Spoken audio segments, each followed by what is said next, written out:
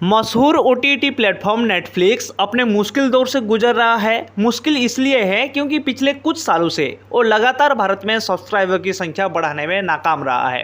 Netflix की इस साल की पहली तिमाही की रिपोर्ट यानी फर्स्ट क्वार्टर रिपोर्ट कहती है कि पिछले 3 महीने में इसके 2 लाख से ज़्यादा सब्सक्राइबर घट गए हैं। इससे कंपनी को काफ़ी घाटा हुआ है। रिपोर्ट के मुताबिक अब नेटफ्लिक्स सब्सक्राइबर की संख्या घटकर करीब 22 करोड़ रह गई है।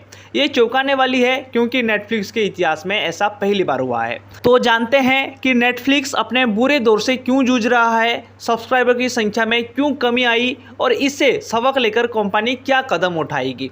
जानते हैं इन सभी सवालों के जवाब के बारे में। तो चलिए वीडियो को शुरू करते हैं।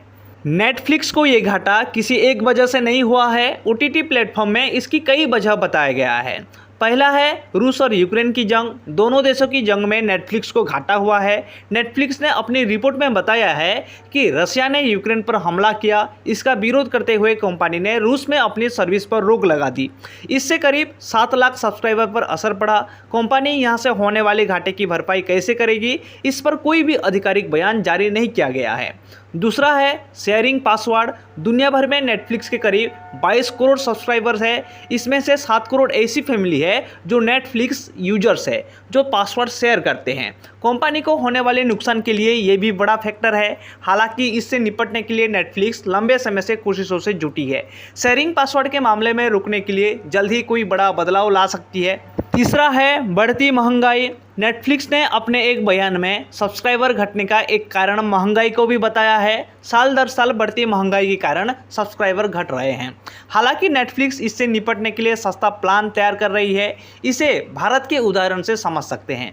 जैसे देश में नेटफ्लिक्स का सबसे सस्ता प्लान 150 रुपये में उपलब्ध है।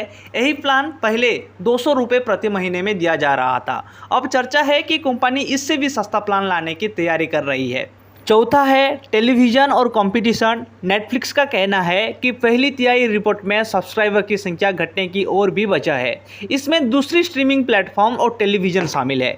स्ट्रीमिंग प्लेटफॉर्म के बीच बढ़ता कंपटीशन भी हमारे प्लेटफॉर्म की घटती ग्रोथ की एक वजह है। 5 नंबर पर आता है विज्ञापन की रणनीति यानी एडवर्टाइजमेंट की रणनीति।